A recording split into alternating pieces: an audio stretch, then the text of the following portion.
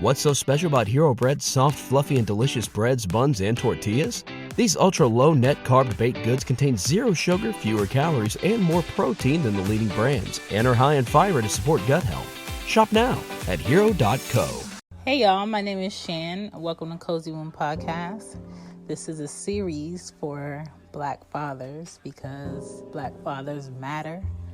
Black fathers matter to me. Black fathers matter to my children. Black fathers matter when it comes to my brothers, my mentors, my friends.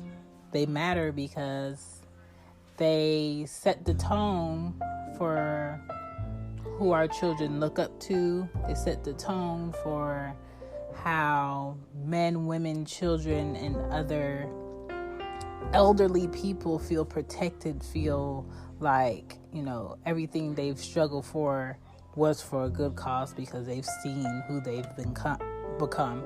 And I want to, I just want to shine a light on them and hear from them in a perspective that sometimes goes unheard because no one cares to ask. Sometimes people look at fathers as if, oh, that's nothing. They're supposed to do that. Why would we, thank you for doing something you're automatically supposed to do? You shouldn't look for any, praise or any thank yous for that. That's standard. That's the basics. Do what you're supposed to do. But when you have a father that's there, that's consistent, that's available, that's attentive, that's caring, that's thoughtful, versus an absent father, versus a father that thinks his life and his now is more important than the child's future. There's a difference. There's a clear difference. And I just want to show appreciation. So this series, I've interviewed many fathers from different places, different backgrounds. And I really just want to pick their brains with different questions. So thank you for listening to Cozy Womb Podcast, and I hope you enjoy.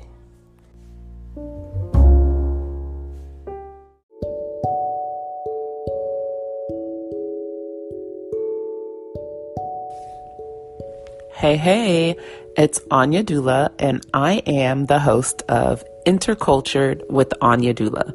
Intercultured with Anya Dula is a podcast that focuses on motherhood, culture, birth work, and travel. And it's just a place for women to come together to discuss our philosophies on motherhood, to discuss our work and birth work, if that's what we do, but mainly to bring women of all different cultures together so that we can talk about how we mother, how we #do motherhood, so that we can learn from one another and learn to love each other. That's really what it's all about. I hope you'll join us. Intercultured with Anya Dula podcast is available on all the major podcast stations. I hope you'll join us. Can't wait to connect.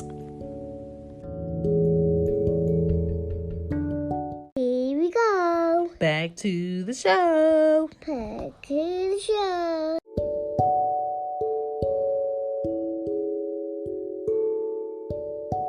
Frank, the dad. Man, Frank is old Gap fam from my college days, and he was always about his work, doing his time, getting out, minding his business, onto his thing. So now to see him go through his 20s and his early 30s, and now he's a father of not one, but 2 girls. It's a very thing to be admired, to see him evolve in the right way, evolve where it counts. And he's very humble, very relaxed. You would think that he's been a dad for 10 plus years, the way he has both of the girls in the car, taking them to go do stuff, and just have them in the house, and he's just in the house with them. And for him and their mom to develop such a schedule that matters, it's very like, yes, another couple, another family that's doing it the right way, and they Black. And I love to see it. And I just listened to him explain his upbringing and what he wants his girls to have out of the value of who their father is, and him just trying every day and being better every day. I congratulated 110%. And here's Frank's story.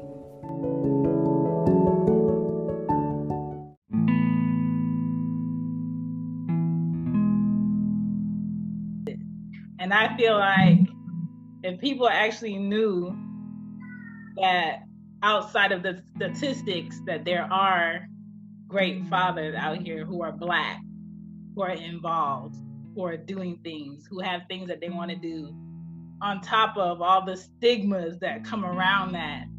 And this is their experience through fatherhood. And all of y'all so far that I've talked to, your upbringing of it has been different. But what it does is it makes me understand you guys a bit better about why y'all move a certain way that y'all move off of how, you were raised. And I just feel like if people knew about it more, then they'll have a more appreciation when it came to like how Black men are handled or how Black men are looked at. So that's why I'm doing this. Understood. And I think everybody has a different what's the word? Everybody has different reasons for being a good father. I think every guy, whether it's a product of your childhood or an adverse effect from your childhood. You know what I'm saying? Either way, it goes a product of your childhood. It might be because you had, a great father. It could be because you had a shitty father. Yeah. But it's a choice. But I had a great. That's what I'm saying, because I've always looked at like you visiting your family or you being around family, and y'all all like this.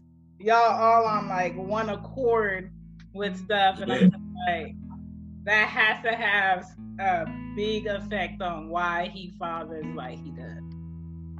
It's an interesting dynamic. Like, honestly, my dad has 10 kids with 8 women. Me and my younger brother are the youngest. You know what I'm saying? He got 2 with my mom. Mm-hmm. But the one thing I can say is that he, although he was a better father to others than he was better father to some than others. You know what I mean? But in all, he was a father to all of us. And I got the best of him because he married my mom, me and my little brother the youngest. So we probably got the best of him. But what he did is that he kept us all close. He didn't allow us to, there's no such thing as like a half brother and a half sister. That was, you know what I'm saying? He would always say like, how is somebody half your brother? How is somebody half your sister? No, you have a brother and you have a sister. Like, you know what I'm saying? It's not. But that nigga really kept us all together. Like, he made sure that we stayed together. And that's like, honestly, all the males in my family that have kids are, even the street niggas, like my 2 oldest brothers, I'm some real street niggas, but they definitely are fathers. So nobody felt like, oh, he spent more time with them, or oh, like that's his favorite. Everybody felt like on an equal accord as far as like, for the most part, you know what I'm saying? I'm sure at times, you know what I'm saying, there was some stresses to the relationship because of that. But also, it's kind of like a weird dynamic. My father, I'm not saying he's a pimp or player, but like, he was in the music business, and from South Side of Chicago. That's an anomaly on that the Midwest. There we go. You know what I'm saying? Like, that's an anomaly. You're not just finding people in the music business, and well, maybe now, you know what I'm saying? It's different. Everybody does it, but growing up, that was an anomaly. So he was in the music business for 40 years. So he traveled. He had really good etiquette in women choosing, like I said. Everybody's pretty much a solid person, and I don't know. He was just good to everybody, I guess. You know what I mean? And I hate to even say it, but like, he kind of allowed all these women a taste of a different life, and they all have this big respect for him because of it. Mm-hmm. You know what I'm saying? So like, I grew up with my brothers and sisters' mothers and shit, like my other mamas, like real talk. You know what I mean? And it's all because they all really just love my dad. It's some weird shit. Like, I don't even know how to explain it. They all just, it's like almost like kiss the pinky ring. You know what I'm saying? But he also a smooth talker, charming guy. You know what I mean? Yeah. So, but yeah, some big shit to fill. You know what I'm saying? All right. Could we get your age currently and your father mode? I'm 38. 38. How do you feel? I feel better than I did at 28. That's good. Mentally, physically, spiritually, everything. That's good. And you were born where? Yeah. Chicago, Illinois. And you were raised in Chicago primarily? Raised in Chicago. I do have a connection with Detroit. My mother's from Detroit. Mm-hmm. So, like I said, my dad was in the music business. And in the 70s, Detroit was a heavy hit in the music business. So he lived in Detroit during the 70s. But I spent all my life going back and forth from Detroit to Chicago. You know what I mean? I spent every summer in Detroit. And then whenever my mom would be mad at my daddy, he was going to Detroit, you know, shit like that. But yeah. So your parents still live there now? Pretty much. I mean, I'm from Chicago. My parents moved here when I had kids. They live down here now. Oh, really? That's good. That's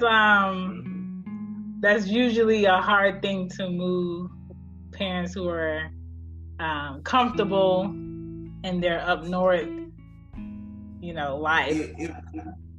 It was, but it was kind of like, you know, my parents in Chicago, like they have a house. They have a house that was built in the 1880s. You know what I'm saying? So I don't know how old that make the shit be. That shit was 130. I don't know. Mm-hmm. But I mean, they definitely kept up with it. But then shit started happening. It'd be cold as fuck. Gas bill every month, $600 during the winter. Got a fucking pipe that busted under the damn driveway. Got to dig the driveway up. And it's just my mom, and you know what I'm saying? At the time, and my little brother, but he be in and out, you know what I'm saying? And it was just overwhelming. And at the time, Atlanta was kind of still bubbling. It wasn't outrageously priced like it is now. So this was like, you know, I want to say like 2014 before the shit just took off. So I was like, yo, man, y'all can just sell the house and just come down here and just have like a way better life, you know what I'm saying? Yeah. And I had the kids and, you know, it just worked out, you know? That's good. It just really worked out. That is what you call a blessing to have grandparents in like arm's reach when you got kids. My mom, she lived with me for 3 years, so I know what that feels like. And then when they not around, it's kind of like, dang, I gotta do all of this by myself and just do videos on FaceTime. But yeah, it's cool though.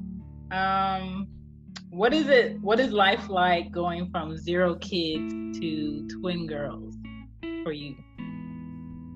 It was a 100% 360. You know what I mean? That's all I can say. I don't know. You probably ain't seen me in the latter few years, but life got really fast for me for a while. Mm-hmm. You know what I mean? And you know, got a little wild. And then right when things were just crazy at its peak, just all over the place, mm-hmm. like basically I just boom, here comes some twins. Wow. So I ended up like. So when you found out you were having a kid, you were preparing your mind for one. Or did you? Was one. Okay, so when it became 2, how did y'all feel initially? Well, my girl, she was kind of like, I don't know, taken back, like, oh my God, like shot like unbelievable. But here's the thing though, the whole time before she was pregnant, when she first got pregnant, she kept saying, oh, these are boy and girl twins in here. These are boy and girl twins. And then right around like the second, third month, they ended up being twins. They ended up being identical twins. You know what I mean? Did two twins run in your family on either side? My dad is a twin. Wow. He has a twin sister though. So. Oh, wow. But when this shit happened, I was just like, that sounds about right. You know what I mean? I'm like, because I feel like every step I've taken in life has never been, as much as I tried to take the normal route and do things, it's always never like that. Yeah. So when he's like, it's twins, I'm like, yeah, that's about right. That sounds, I mean, not to say it's bad luck or anything, but, you know, like I say, nothing is ever like straight up. Everything is always, it's got a curve to it. I'm like, yeah, that sounds about right. Anything I do always ends up, you know, being a little different. So, how has the idea of what it is to be a good dad changed since you had the twins and them growing up to now? From before I had kids to now? Yeah, so like you went into like, okay, you know, we're pregnant, you know, I'm getting ready for this birth, the girls are here, and then you had like this idea in your head of what it is to be a good dad. How has that idea changed up till now after you get to know each personality of the girls and what that takes?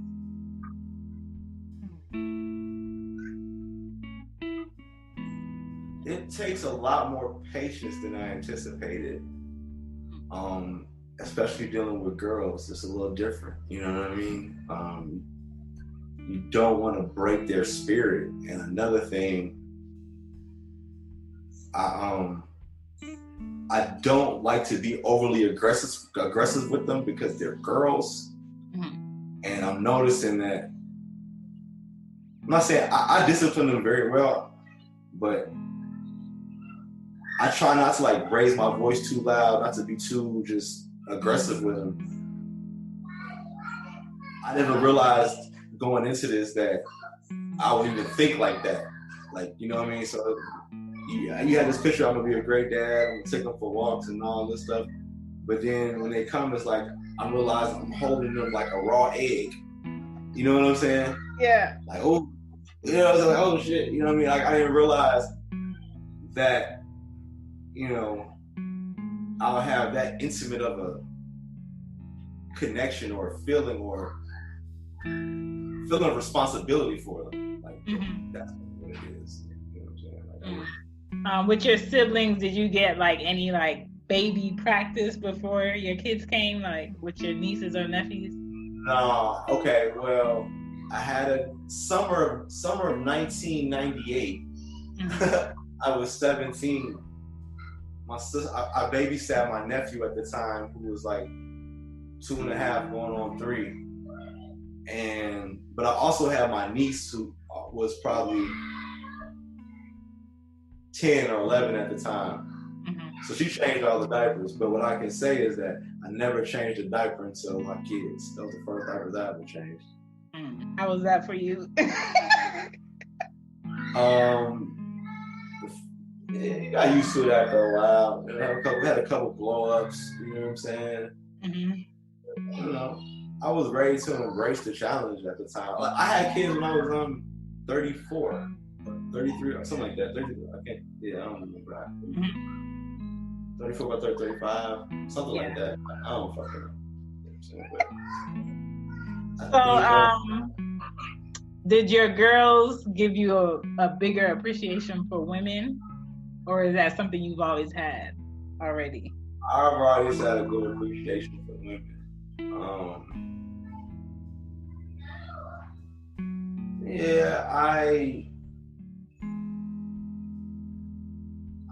I'm an analyst. I analyze everything, you know what I'm saying? So I always think about how people think, you know what I'm saying?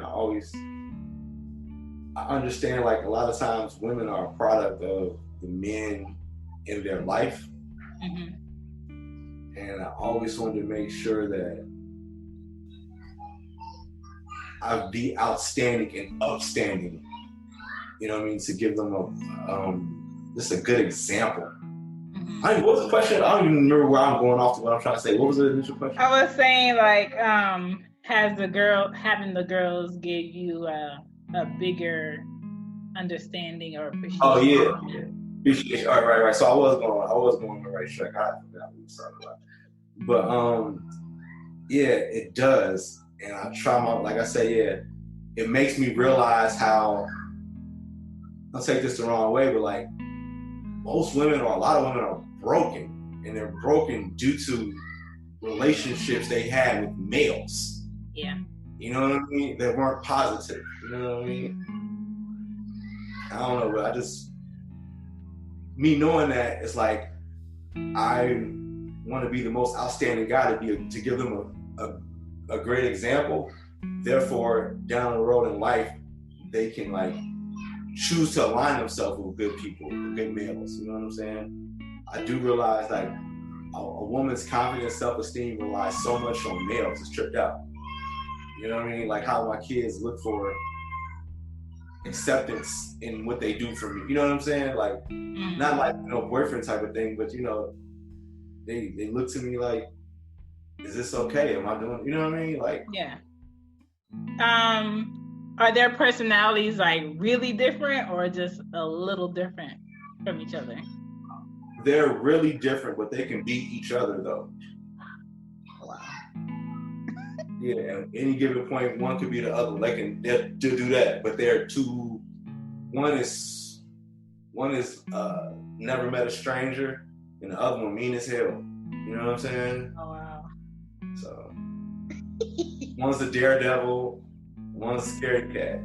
Mm-hmm. You know what I mean? They're two totally different people, but they can beat each other. It's funny.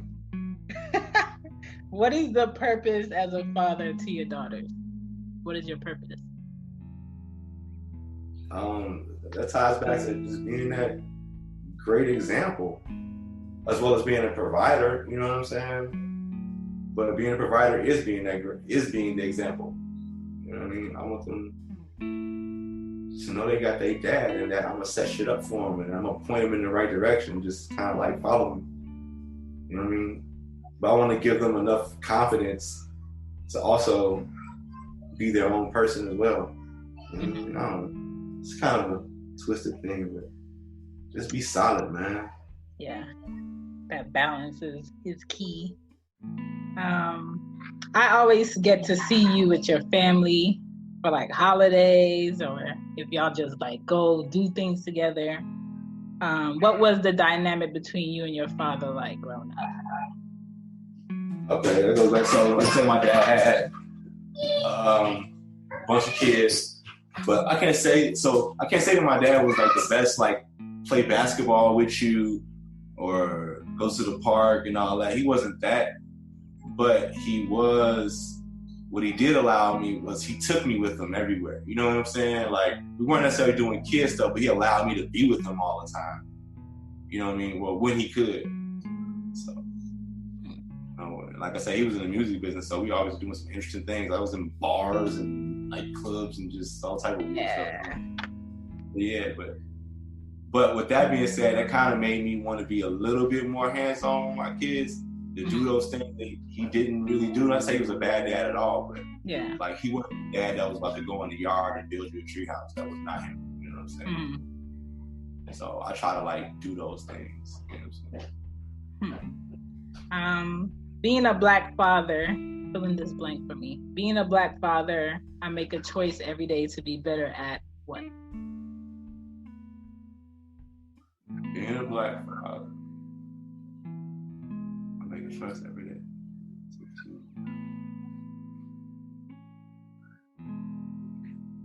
I guess make decisions that won't adversely affect my children. You know what I'm saying? Whether it's I gotta make it home every night. You know what I mean? So even though sometimes we take risks in life, we try to minimize the risk, I guess. That's, you know what I'm saying? Mm-hmm. Everything I can to be here for them. Stay alive, stay healthy. Shit. Yeah. Speaking of your health, I've noticed a change. What made that change take place in you, like working out and being more intentional in juicing and all of that? Like, when did that start? It started before the kids, honestly. And this is something that kind of just graduated and slowly got to where it is now. I got a trainer and started working out, but now I don't want to be a sickly person. I want to be active. You know what I'm saying? I don't want no 25-year-old to show me up. I gotta be here for these girls. And another thing is that I don't have a 9 to 5. I don't have a job. You know what I'm saying?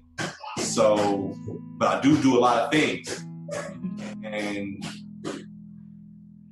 getting up, juicing, working out gives yourself a routine. You know what I'm saying? And you can't do multiple things if you don't have a routine.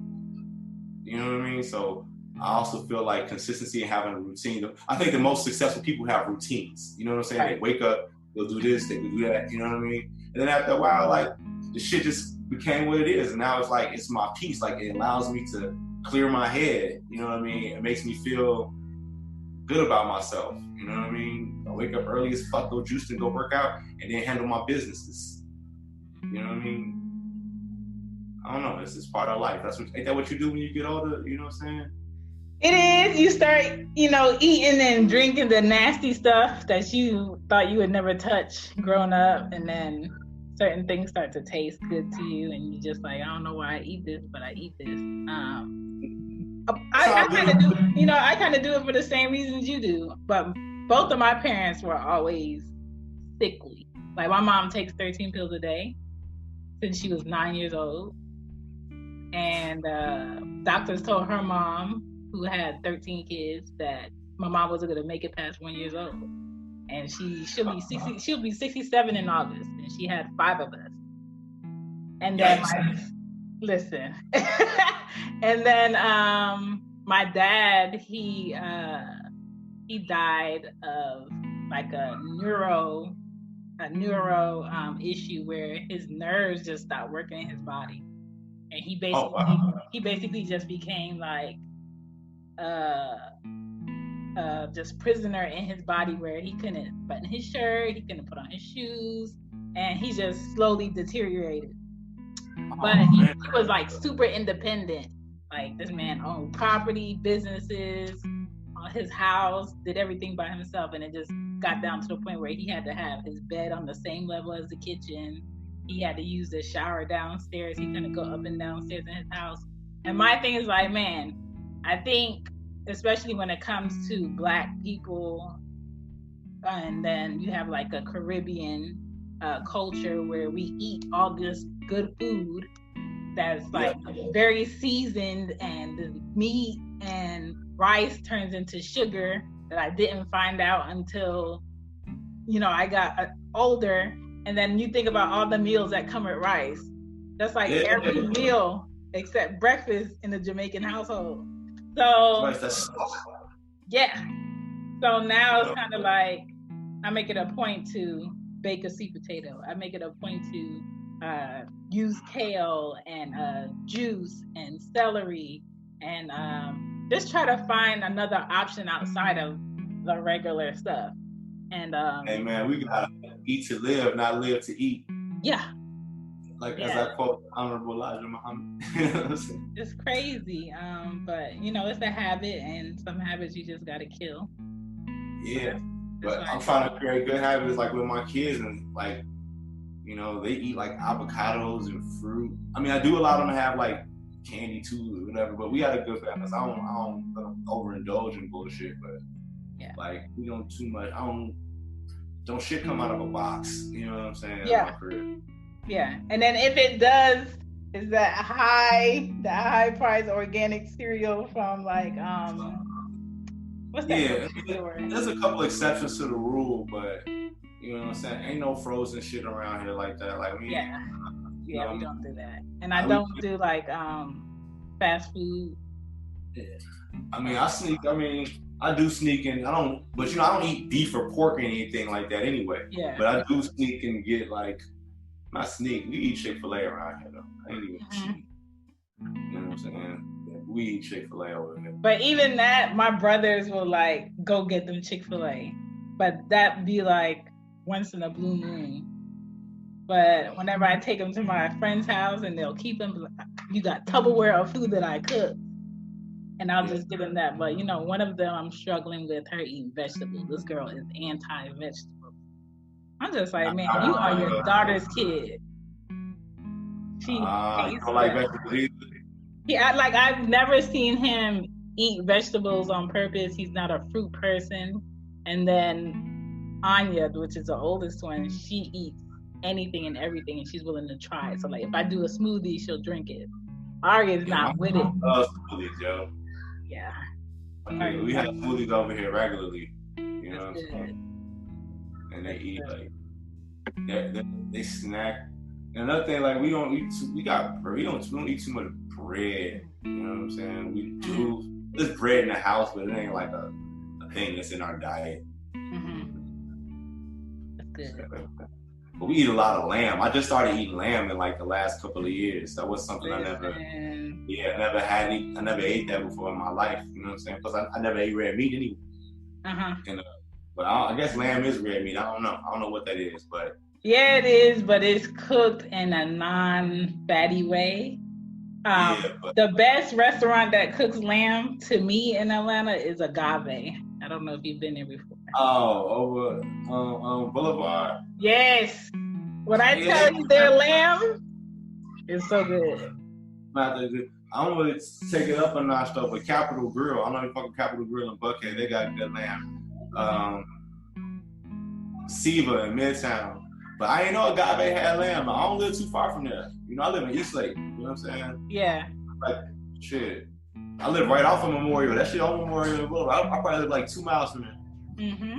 You gotta go there one night. Their food is really good. I've been there on some birthday party, kicking this shit a couple of times. I've had food. But honestly, I can say the last time I've been there, I wasn't even eating lamb, so I wasn't even something I would have checked for on the menu. Yeah. I probably been there about like 5 years. Oh, yeah. Yeah. My next question for you is, when do you feel the most love as a father from your family? My children or like my parents and stuff like that? Everybody. I feel it. When do I feel it? I feel it all the time. Like, I'll never not feel it. But I'm always, so my situation in my crib is a little different. Like, my girl, she owns a salon, she travels, she's a, what do you call that? Renaissance woman, I guess you say. So, I've kind of had to, I won't say a bad thing, but I've had the opportunity to spend more time with them than maybe she has. You know what I'm saying? So I'm a little more hands-on. I say she's not hands-on or anything like that, but like I said, I don't have a 9 to 5. So I do have the opportunity to, I don't have a 9 to 5 and she works more than a 9 to 5. You know what I'm saying? So I've had the opportunity to just spend more time with them, and since she's gone, I try to compensate and do more. You know what I'm saying? Honestly, like her working and stuff, I'm not saying I would be a bad father, but like it makes me want to be even better. You know what I'm saying? Not to say they're missing anything from their mom, but shit, just be a little more hands-on. Like I wish more dads could do that or have the opportunity to do that and not have a job consume most of their time, because I feel like it gives you a deeper appreciation for who your kids are, because you're with them a lot more and you get to see what they're doing a lot more. So that, to me, I feel like is a blessing that you get to spend that time with them.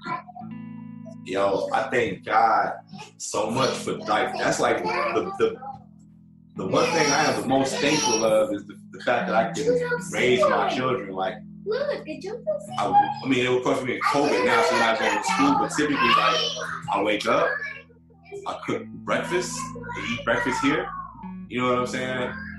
I get them dressed, I take them to school, you know what I mean?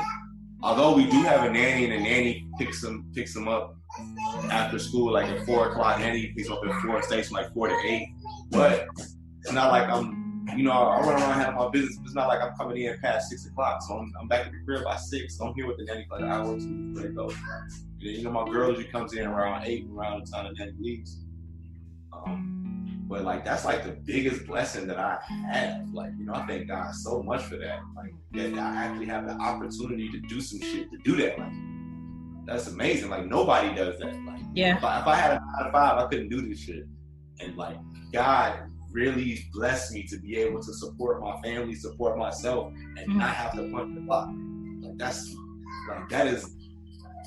the craziest thing ever. I'm so thankful for that. It's crazy for me to see you because I'm just like, man, this man was always at work.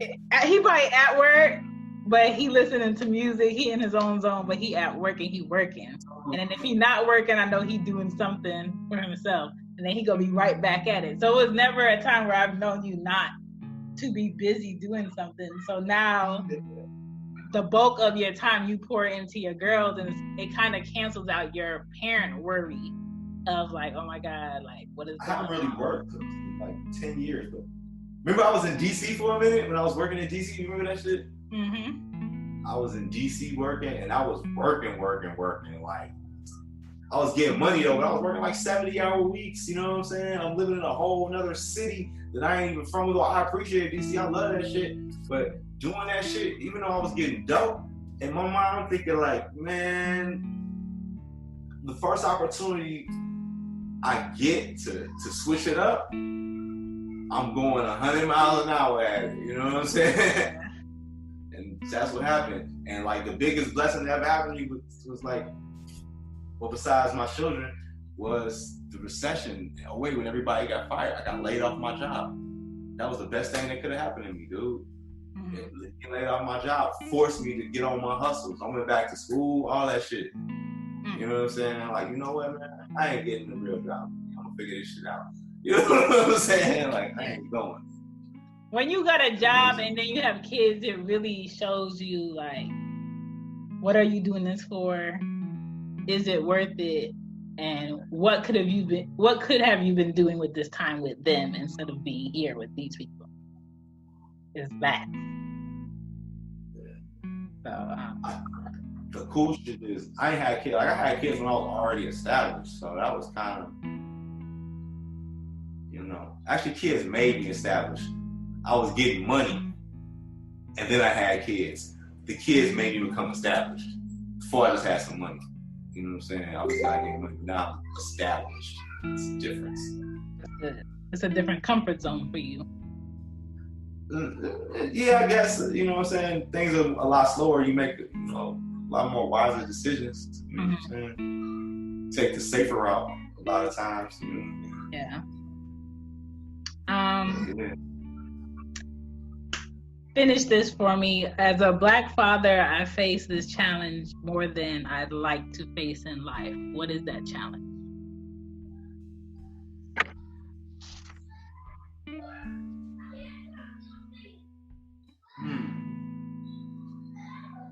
As a Black father, I don't know. What's the challenge I face the most as a Black father? I'm gonna be honest, man. I'm blessed, man. I kind of like defied the odds. You know what I'm saying? Like I do have challenges, but they're not. Maybe I just embrace fatherhood so much, and I got so much time to do it that I don't really have much challenges. You know what I mean?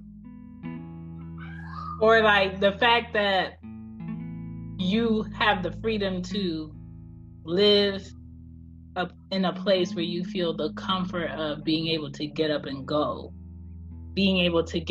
running when, you know, that killing happened with a Black man running. Did that cross your mind? Like, damn, like what if I'm out here minding my business and try not to get stereotyped or categorized. Yeah. That's just being a Black man. That's not necessarily being a Black father. You know what I'm saying? But like I say, I try to make decisions that will prevent me from being in situations like that. Like I live in a mixed neighborhood, you know what I mean? They're used to seeing Black people over here. I try to, what's the word, like, I'm not trying to be racist. There's two different types of white people. You know what I'm saying? It is. I live by city white people. Everybody in my neighborhood, they pretty much they're established, they get money, but they all kind of got like a hippie mentality in a sense. You know what I'm saying? Yeah. Like I live in Eastlake. You know, Eastlake is, you know, basically a cluster of these neighborhoods of Eastlake, Grant Park, East Atlanta, Kirkwood, 4-4, like all those type of white people are kind of the same, and they're pretty cool. They haven't really given me, you know what I'm saying? They're in a gentrified neighborhood. This neighborhood used to be all black, so they in our neighborhood, and I don't know. I don't feel too many stresses of being a black man where I live at. You know what I'm saying? I just honestly don't. For me, but like, I know a lot of black people live in like, let's say College Park, and College Park can get real country real quick. Yeah. You get real rural, and then you get like, you know, established College Park where, you know, you have all the mainstream stores. And it's kind of like, remembering for me being in college, I would run early in the morning while it's dark around Welcome Mall by myself. Yeah, now that is a little different. Listen, you know I'm just like, I would never feel comfortable to do that now. That is different. That's the thing. Like, I'm a city person. Like, I like living in walkable neighborhoods. Like, I don't do that. That ain't nothing wrong with it. We almost moved to downtown College Park. Honestly, we almost bought a house over there before we bought this house. But that whole being away from the city, like, yeah, man, I try to stay away from that. Yeah. I live in the city of Atlanta, but I live in DeKalb County. The county with the DeKalb County got more rich black people than any other county in the world. You know what I mean? It's DeKalb County. So that's Atlanta. We live in Chocolate City. It's like, that's why people move to Atlanta, to get away from those things. You know what I'm saying? Don't let you be black. You're allowed to authentically be black in Atlanta. Yeah. I like that. But if you move 15 minutes outside this motherfucker, it's a different story. Oh yeah. Yeah. What's something you struggled with understanding before you had kids, but now you understand clearly?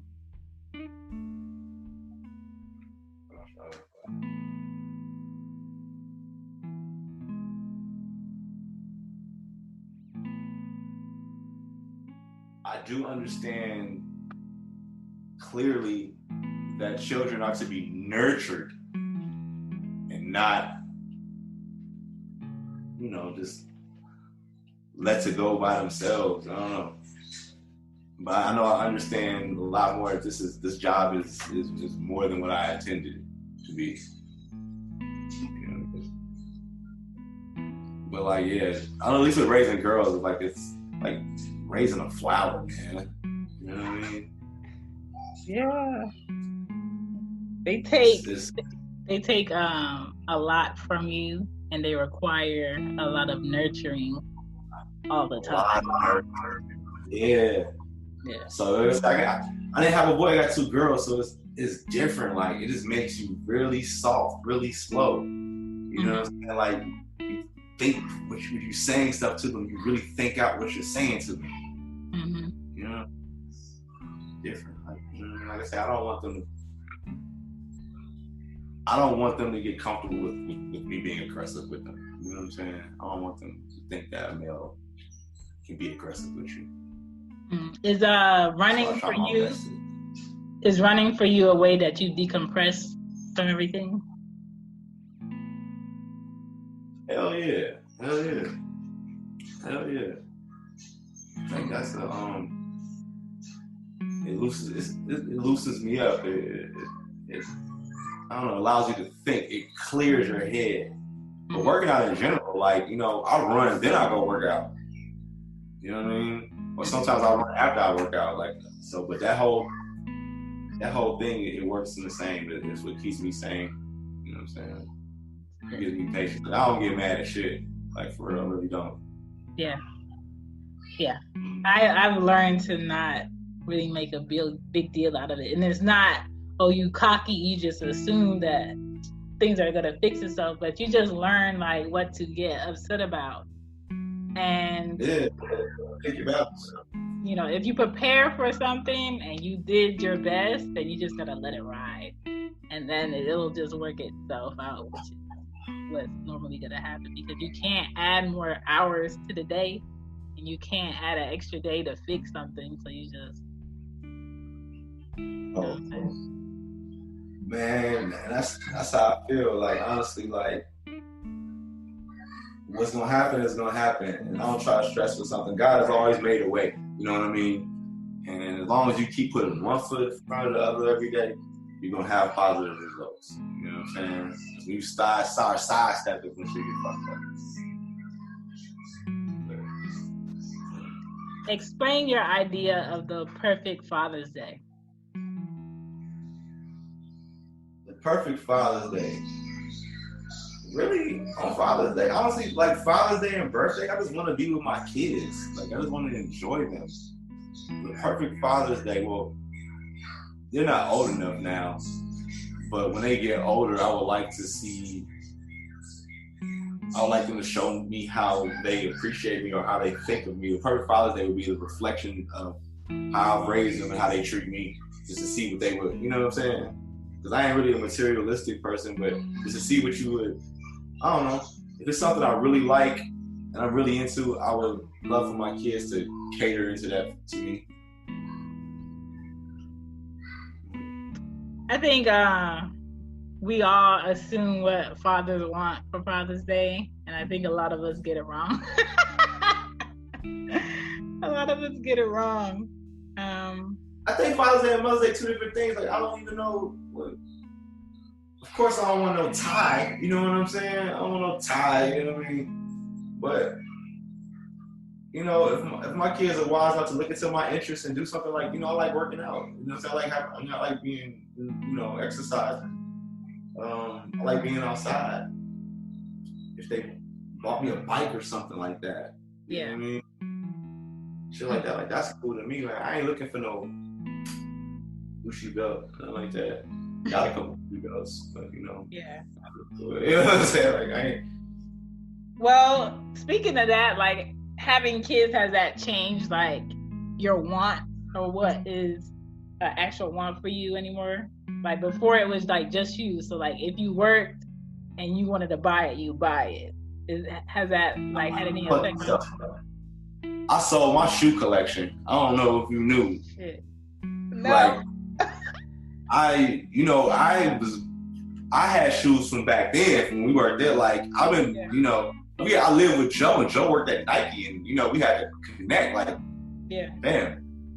But, you know, every time, especially for like maybe like the last 5 years before I had kids, like every time a shoe came out, I bought one to wear, one to put up. Mm-hmm. You know what I'm saying? I bought every single Jordan that came out. Like, in a year's time, I at least bought 30 pair of Jordans. You know what I'm saying? Every year. That changed. Mm-hmm. I don't even care anymore. Like, I kept like some of my OG Jordans, like classics that I know they'll never come back. You know what I'm saying? But I had like 70 pair. I'm down to like maybe 10. And I occasionally buy a pair, you know, like I'll buy a pair every now and then. Mm-hmm. Yeah, I probably kept 10. So I probably maybe got like 13, 14 now. But like, I had like 70, 80 pair of Jordans. You know what I'm saying? That specifically changed for me after having kids. I'm just like, I don't need all these clothes. I don't need these jackets. I don't need none of this, because shit, for me, it's like, you wear your t-shirt, you wear jeans, and you pick a shoe and you go. And then when it was with kids, it's like, I want to be in workout clothes. And if I'm not with the kids, then I'm working out and I'm in workout clothes. So I have a closet full of clothes that I don't wear anywhere. It doesn't make any sense. So the cool thing about me is that I got on my exercise shit, and none of my clothes fit, as well as styles changed. So, like, I was a little more stockier, and we wore clothes bigger. Mm-hmm. So, if I don't, basically, I can't wear anything from prior to 4 years ago. Like, I have I can't do nothing with it. Mm. One, it's too big, and it's way too big. Like, I can't, so. everything I have as far as clothes, for the most part, with the exception of like some jackets or some shit like that, is less than 4 years old. So I can't do nothing with it. I mean, so, but with that being said, I haven't replaced all that shit. You know what I'm saying? I just buy what I need. You know what I mean? If I'm going somewhere, I'll get an outfit, but I'm just not buying outfits just to be buying outfits. You know what I'm saying? Yeah. Unless it's workout clothes. That's it. A lot of my clothes are workout clothes, or like clothes I'm wearing if they want to paint that I don't care if they get paint on me. Finish this for me. I feel most appreciated as a Black father when blank. When people acknowledge that you're a good Black father, you know what I'm saying? Because I work hard to be a good dad. When people say that. But also at the same time, I kind of be feeling some type of way, because like people want to congratulate you when you're in the grocery store and you have your kids. I appreciate it, don't get me wrong, but it's like, my nigga, my kids were at home. Yeah. We're home together. You had to go get some food. Yeah. So all I did was take the kids out the house. Yeah.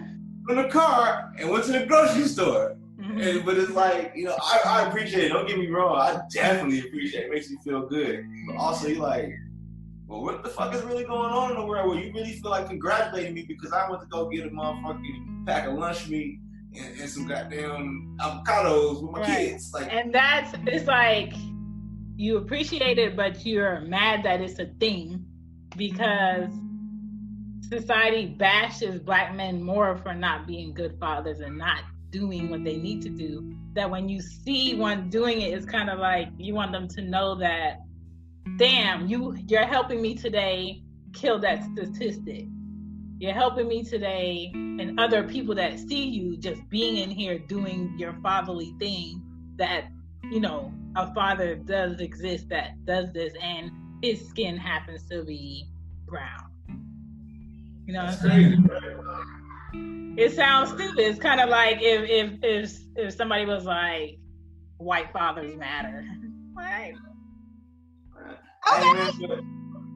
So I honestly think that that statistic that Black fathers are not involved with their children or not, I think on some real shit, I think statistically it's more white fathers that are not involved with their children than Blacks. If you actually do the actual numbers, I wouldn't doubt it. Not to say that all Black fathers are in the household. I think there might be a lot of more maybe white fathers in the households, but like some people don't be necessarily with their kids. You know what I mean? Yeah. They're not necessarily, you know. And yeah, I don't know if I'm sold on that. I ain't sure, man. I know daddy's out here. You know, so like my partner, he over here right now with his daughter. You know what I'm saying? Like him and his girl ain't together, but he got his daughter, like, you know, all the time. Like, you know what I'm saying? They over there chilling right now. You know what I'm saying? This girl's upstairs playing with my girl. Yeah. You know what I mean? So, I don't know deadbeat niggas that don't take care of their kids. Like, I don't even know. All I have is good people to compare myself to. Like, I don't know nothing about that. Yeah. I've always wondered about how a father that's really involved with his kid is friends with a man that he know got hella kids and he'll never see him with them. And I'm just like, well, how deep is that friendship, or how far does that dynamic go? Because if he don't have his kids' best interest, how much of a friend or is that your boy for you? Honestly, like, you know, my circle's small, man. I might know a lot of people, but you know what I'm saying? I ain't too many people I really fuck with. And if I fuck with you, you're a solid person. You know what I'm saying? So solid people take care of their shit. Yeah. That's what makes you solid. So yeah. I don't know. But yeah, I don't even know if I could really be friends with a person like that. But I am really good friends with a guy who he's not so much in his kid's life like that, but he is financially. And part of the reason why he's not in his son's life like that, I mean, he communicates with his son, all that, but him and his ex-girl, like, you know, that situation, I guess, left her heartbroken, and she has a lot of spite towards him. She feels like, you know, they had kids when they were young, like 19, 20, like he was 20, she was maybe 19. And she kind of feels like life had to stop for her to be a mom, and he got to continue on to further his career and figure, you know, and do what he wants to do. Yeah. And so she has this spite towards him, and like even like on the custody thing, like, you know, he was only allowed to get him every other weekend for one day, like from Saturday to Sunday. That's because she felt like, you know, if she didn't, she wouldn't spend any time with him if he wasn't there at least one weekend. You know what I mean? Yeah. I'm like, but you live with him every day. Right. You know what I mean? But that's what the court, we went to court and that's what they settled on. I don't know. I do fault my man for not really pushing. Yeah. You know what I mean? And I do fault him that, you know, but I don't know the relationship with his dad. You know what I mean? I think his dad was pretty much just like a financial provider. You know what I mean? So I hope and I wish that more fathers will push for more time with their kids, because a lot of fathers don't understand that they have just as many rights to their child just like the mom does. But yeah, a lot of men don't push that, and I think the only person that, you know, feels the brunt of that is their kid, because, you know, they grow up and then they become an adult and be like, oh, you let somebody tell you not to have a relationship with me, basically. And you don't get that time back. So, I don't know. That push has to be done. And a lot of mothers, you know, even if they have a kid, they don't make them a mother. So a lot of mothers have a kid and don't mother, and then that father is like the father and the mother. But those fathers don't take the time to be like, you know what, I got to do what the mom has to do and I have to do what a father has to do. They just do it. And a lot of that goes unsaid. So people fill up that hole of, well, ain't nobody said that they doing X, Y, and Z. So I'm going to just assume that black men not doing it. I have a few brothers that are like on some mother and father thing, and they don't complain about it. They just do it. Yeah, like my girl, she work a lot. She gone. She you know, she travels too. She's gone every other weekend. And then when she's in town, she's a socialite, so she's moving and grooving. So, you know, I take pride in. I'm not saying I pick up slack. You know, I don't want to say it like that, but I take pride in like going above and beyond. Yeah. You know what I mean? So, I think a lot of guys do. Like I said, I don't know them cats who really take care of their kids. I just don't. I ain't even around them like that. That's good. Can you share a fatherly gem that you learned through experience that can possibly help a new dad? Man, this is the best thing I can say is that be prepared for anything and be willing to adjust. Be willing to adapt. You know what I mean? Like, it's going to be more than what you ever imagined, but be open to the challenge. Yeah. And that's the best thing I can say, is just be willing to bend. Because it is going to, you know, especially when dealing with your kids' moms and all that, like, having kids, like, you know, it puts women in a really vulnerable, emotional, like, it'd be a lot going on. Like, it'd be a lot, like, you have a newborn kid and you have a woman that's kind of like not herself, chemically imbalanced at the moment. You know what I'm saying? And possibly be like that for a year or two. You know what I'm saying? They don't just come right back. You know what I mean? But be willing to accept it. Like, yo, just take it. Just know you're gonna get the short end of the stick. But that's just, it is what it is. But be comfortable with getting the short end of the stick. You know, like. Have y'all found y'all balancing it now with like spending time with each other? Who, me and my girl or the kids? You and your girl. The one thing that allows us to kind of do stuff is that neither one of us really work. I mean, we work, we have our own businesses. So what people consider doing or going out, it's like a Tuesday for us. Like we will just be like, all right, we all going to dinner. It's Tuesday. You know what I'm saying? Like it ain't gonna be, you know. So we don't really plan stuff, but because, like I say, we both have our own things. We could we do a lot of things on the fly. Like we'll randomly just go out of town. You know what I'm saying? But But I ain't gonna lie, we still are working on our relationship. It's a difficult thing. You know what I'm saying? It is like we were friends for a long time, and then bam, they had kids. Like we never really learned to have a real relationship. So you learn to do that in the middle of having kids is a challenge. But like I say, be willing to take the short end of the stick.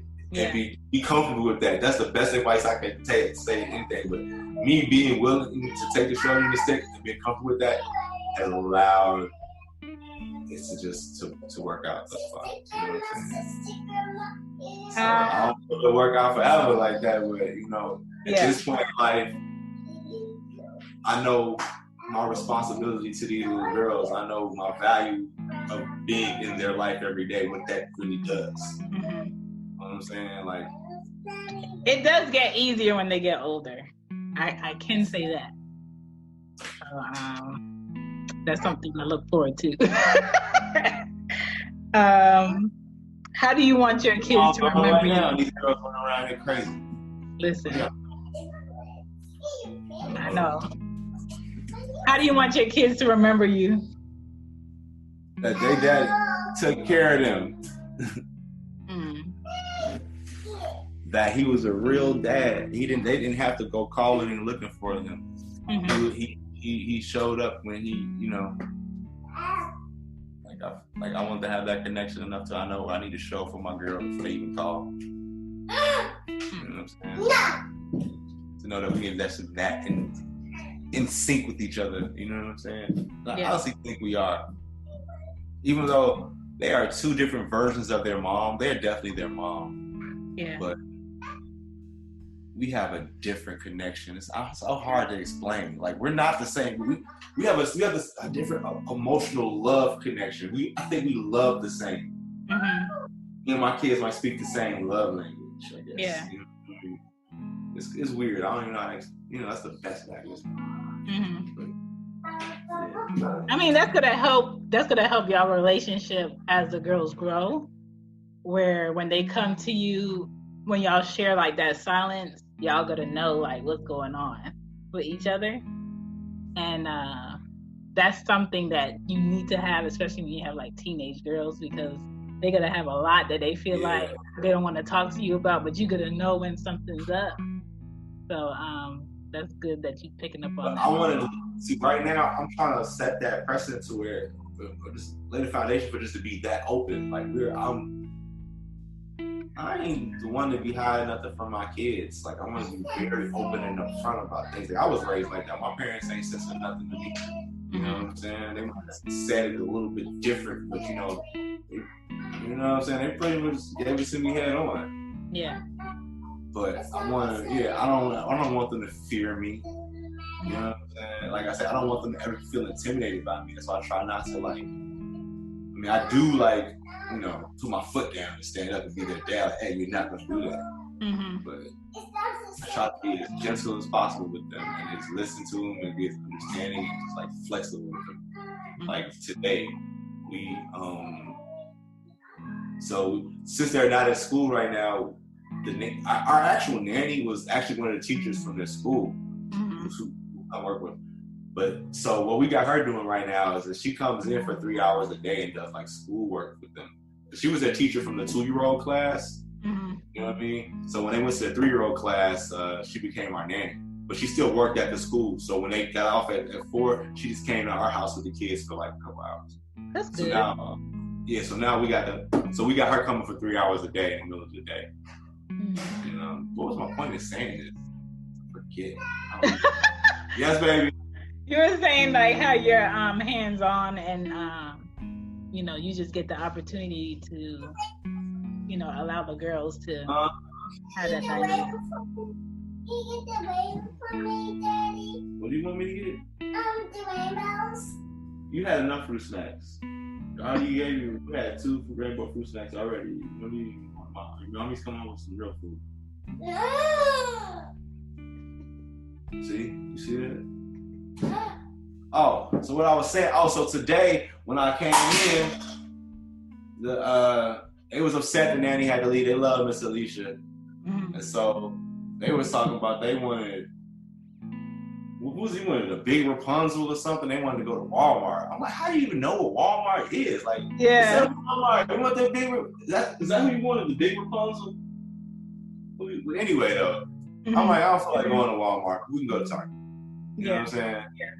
And we ended up getting 2 JoJo Siwa dolls. So that's another thing about you guys is you gotta buy 2 of everything. 2 of them, $50. Them joints was $24.99 a piece. Woo! 50 ball, quick 50 ball. Wow. And you know I had to get toilet paper since I was already in Target. You know what I'm saying? Yeah. Walked out of Target, $111. That was my total. Man. Shoot. What was my another question? I had What are you doing? So this is what they do. They just climb on me. Yo, only reason they wasn't bothering because my buddy had his girl, his daughter over here, but they just left. Yeah. But this is what they do all day. Like, That's how the girls are, but they know like if I'm recording that they need to be in the room and they need to be quiet. But usually argument comes out here. Nah, my kids ain't got no training like that. I don't even know how to even do that.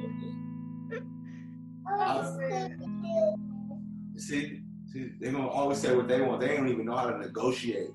It's just what they want, like period. Listen, at least your kids don't know about Amazon.com. These girls will think of something they want and be like, "Just can you order it? Can you order it?" I'm just like, man, that's not how this works. Yo, like, damn. Hey, but I ain't gonna front though. My kids, they're very much loved, but they're not overly spoiled as far as like material things and toys and shit. Like we ain't got no shit ton of toys and stuff around.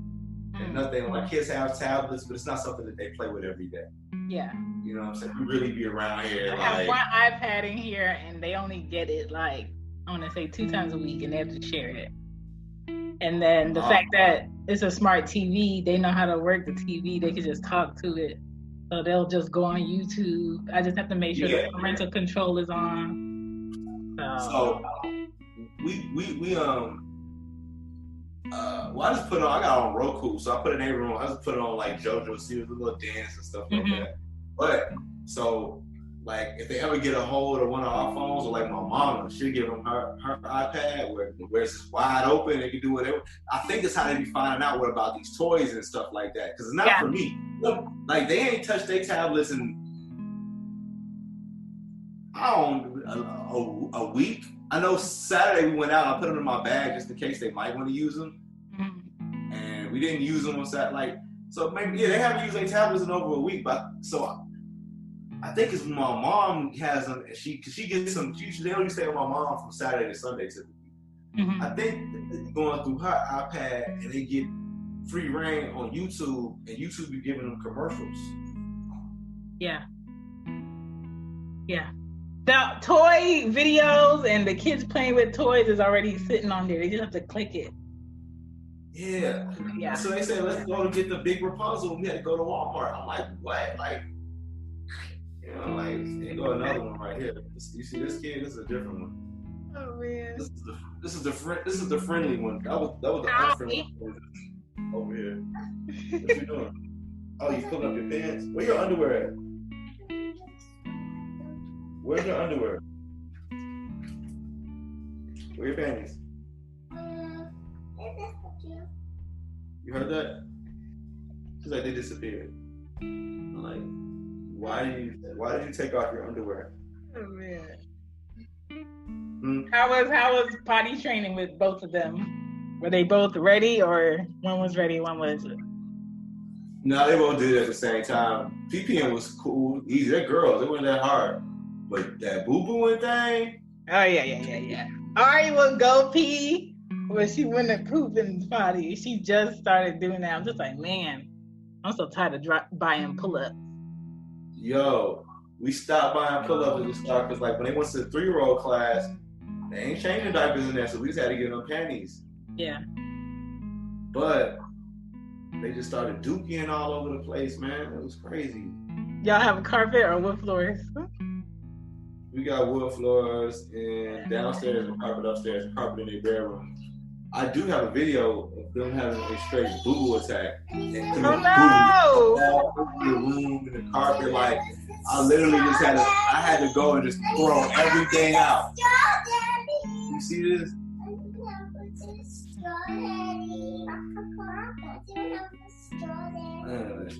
Yeah, they do this all day. Oh man. How often do you make it a point to tell them that you love them? Yeah.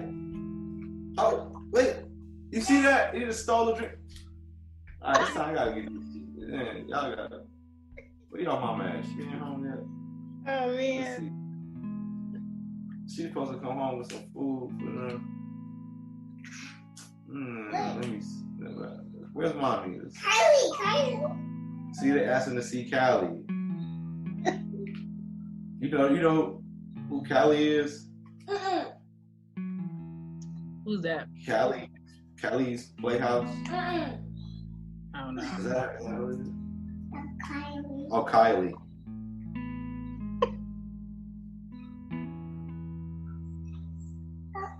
When my girls have the iPad, they call everybody. So they FaceTime my mom, but my kids don't know how to do that shit. I have to set it up for them, but I know the moment they figure that out, it's a problem, and it's not. It's roll call for everybody. I'm just like, man. You know, I don't let them, like, the nanny lets them play with her phone and her iPad, and my mama let them play with their stuff, but me and their mama, we don't let them play with our phones or iPads. Like, that ain't no thing in our household. Other people do it, but we don't do that over here. Mm-hmm. Like, I don't even start the habit where you be playing with my phone. Like, no. Yeah, they never on my phone, but my iPad. On iPad, you can't delete the history because once it's connected to the iCloud, it refills back in with what's the list that was up next from that last year and that last year. So I'm just like, man, the only way I could block it is if I turn off the Wi-Fi. What in the world? Anyway, actually, their mama, let me help in with these groceries. She is outside. All right. Well, thank you for sharing, and start me again. We can do this over and over. Yes, and happy Father's Day. Just change this by the day. Happy Father's Day. Thank you. You're welcome. Oh God, you see this? They're squeezing the Capri Sun into a cup. You see this? Oh no. Good luck. God, and bye. they got to themselves. You know? Bye. Bye.